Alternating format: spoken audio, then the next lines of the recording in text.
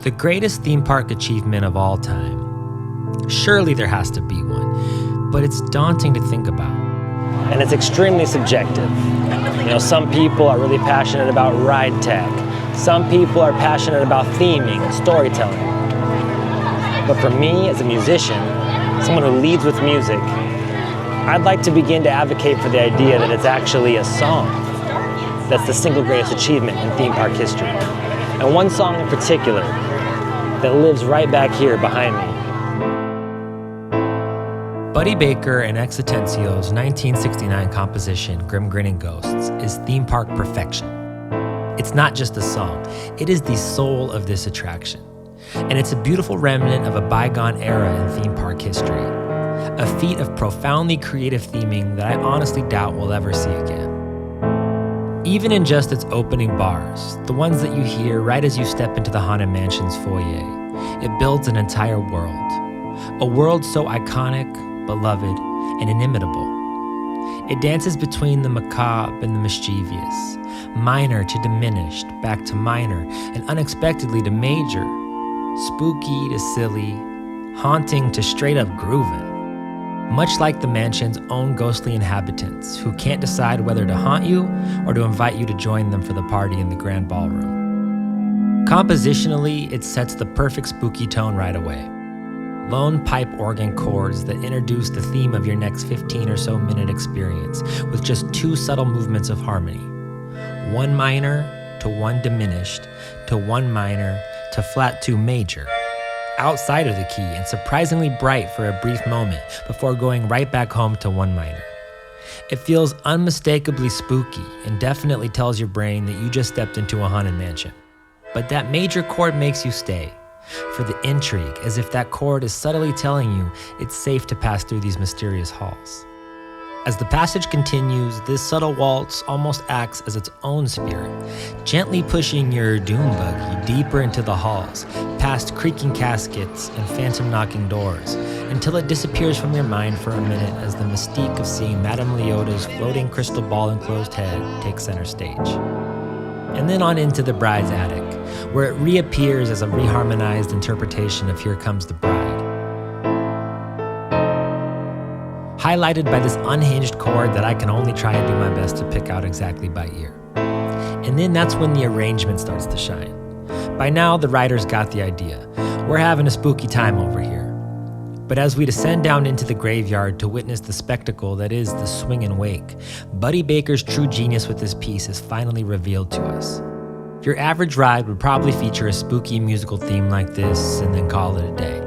But back in 1969, they went all out and arranged one of the dopest pieces of recorded music anywhere, across all genres.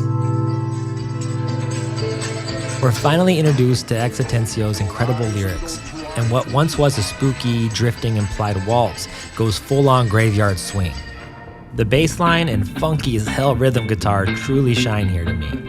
And as we get deeper into the action of this graveyard party, the composition modulates up a half step for a wonderfully dreamy and energetic lift that's immediately taken even further as we modulate up another half step to B minor for just half of the phrase before settling back down into our home key. At which point, we the guests begin to slow back down into the end of our visit as little Leota tells us to hurry back and be sure to bring our death certificates. All told, it's the perfect complement to tell the story of the 999 happy haunts, and why I think this song on its own deserves to be counted amongst the greatest achievements in theme park innovation. Because for as innovative as the Omnimover ride system was, or the sheer brilliance of the Pepper's ghost effects that truly made you feel like you were having a party with the supernatural, that all wouldn't be much better than your local fair's haunted house without the help of Grinning Ghosts. And as the decades went on and ride systems evolved and themed experiences grew in sheer size, they always wind up leading somewhere new. And I feel like the same can't be said for what was achieved with Grinning Ghosts. The theme park landscape today doesn't prioritize a musical composition like this in their ride development. The days of Walt Disney sitting with his staff songwriting team are long gone. Sure, music gets written all the time for movies, and a lot of those tunes eventually wind up being inserted into contemporary rides, in usually a bit of a forced manner as you drift by in your log, or whichever ride vehicle you might be in. But if the days of ground-up, unique ride stories and ideas are dwindling, then the days of full-fledged musical compositions written expressly for aiding in the presentation of a theme park ride storyline are definitely long gone.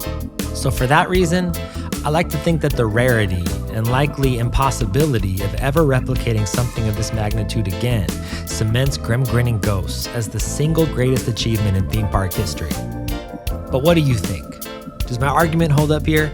Or does something like a trackless dark ride or a launch coaster literally traversing the St. Louis Arch trump something less tangible, like a musical composition? I'd love to hear the thoughts. Till next time, cheers, y'all.